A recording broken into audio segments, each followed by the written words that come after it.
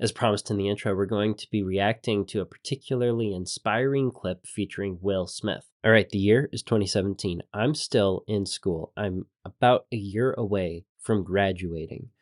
I am not dating anyone at this point. I have met Amanda. We met in 2016. We had talked about dating before, and it was actually my idea that we don't date. So that's kind of where our friendship was.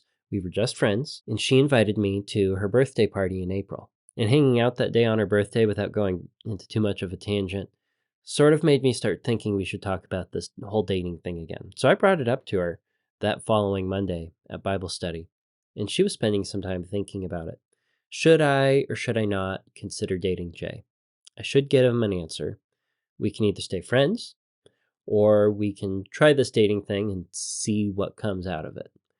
She felt frustrated that it was taking a whole month to think about this. Unbeknownst to me, I, who had just asked and was waiting patiently, wasn't really in too much of a rush for an answer.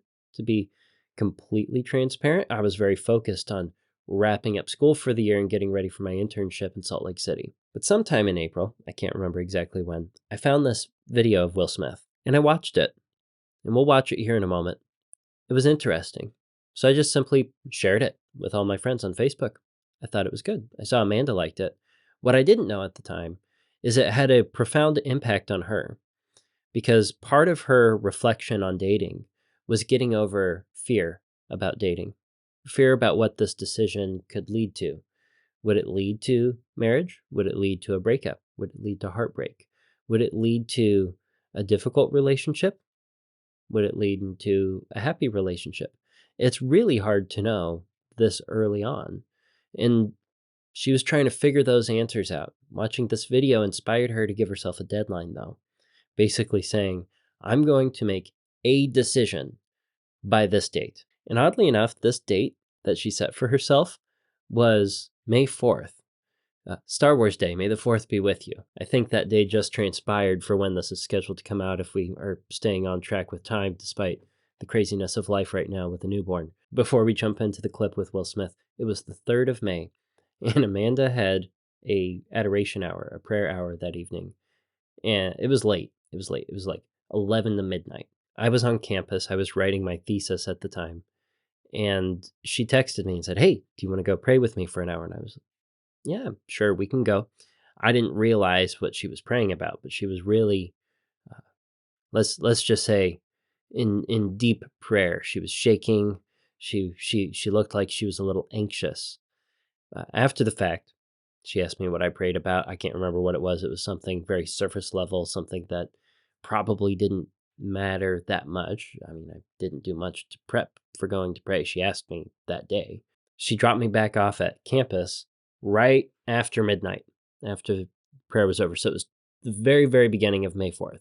And she told me that the thing she prayed about was whether or not she should date me. And the feeling that she got, the message that she got was very clear. She said, I am called to say yes to dating you. I have a calling to love you.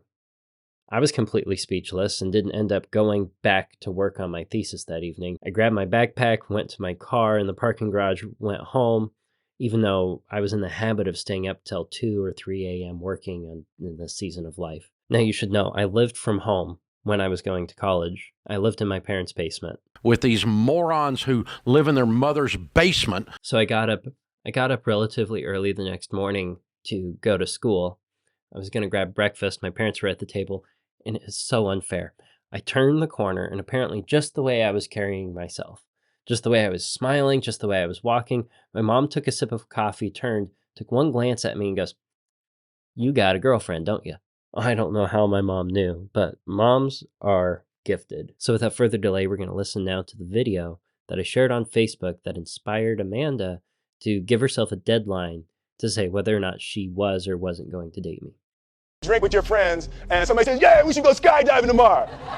And you go, yeah, we'll go skydiving tomorrow. Yeah, yeah. And you go, yeah. And everybody goes, yeah. So then at night, you're laying in your bed, and you just keep, and you're terrified. You keep imagining over and over again jumping out of an airplane, and you can't figure out why you would do that. This reminds me that anxiety can be defined as experiencing failure in advance of that failure. I think it would be absolutely terrifying to jump out of a plane, and naturally the fear is that things go wrong. So all the anxiety leading up to skydiving for the first time, to my understanding, has to be fear that something goes wrong and experiencing it over and over and over. You wake up the next day and you go, down and you said where you were going to meet and everybody's there. So you get in the van and you're like, oh my God. And your stomach is terrible. You can't eat and everything, but you don't want to be the only punk who doesn't jump out of this airplane. So you fly and you go up to 14,000 feet and somebody opens the door. And in that moment, you realize you've never been in a freaking airplane with the door open and you're looking out down to death. All right, his fear and anxiety is highlighted by the way he describes looking out of the airplane window. You're looking down at death. And they say, on 3. And they say, 1, 2. And he pushes you on 2 because people grab on 3. And you go, and you fall out of the airplane. And in 1 second, you realize that it's the most blissful experience of your life. You're flying. There's zero fear. You realize that the point of maximum danger is the point of minimum fear. It's bliss. And so for Will Smith here, he experienced more anxiety and fear leading up to jumping out of the plane than he did once he got out the plane door. Why were you scared in your bed the night before? What do you need that fear for?